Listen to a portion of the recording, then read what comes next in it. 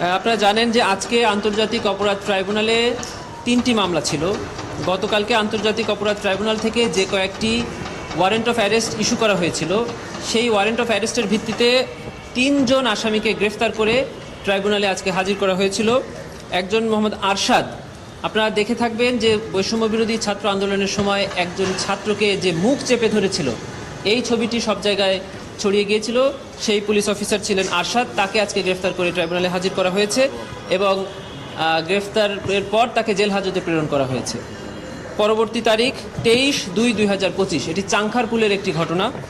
আরেকটি মামলায় চঞ্চল চন্দ্র সরকার, তাকেও গ্রেফতারপূর্বক আজকে ট্রাইব্যুনালে হাজির করা হয়েছিল রামপুরা এবং বাড্ডায়।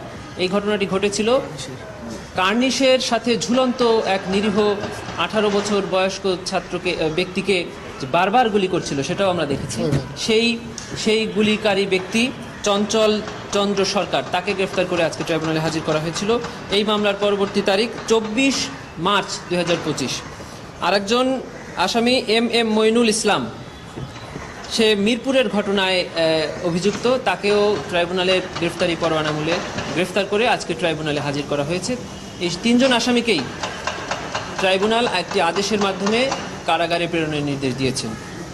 এম মইনুল ইসলামের মামলার পরবর্তী তারিখ 24 মার্চ 2025। এই ছিল আজকে ট্রাইব্যুনাল। একজন হলো 23/2/2025 আর বাকি দুইটা হলো 24/3/2025। ঠিক আছে।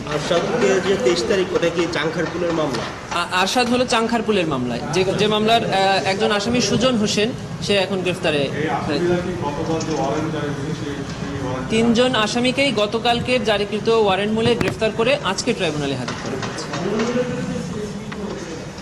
যে অভিযোগের বিষয়ে আমরা আপনাদেরকে এই মুহূর্তে বলছি না, যখন তদন্ত প্রতিবেদন দাখিল হবে তখন আমরা এই বিষয়ে।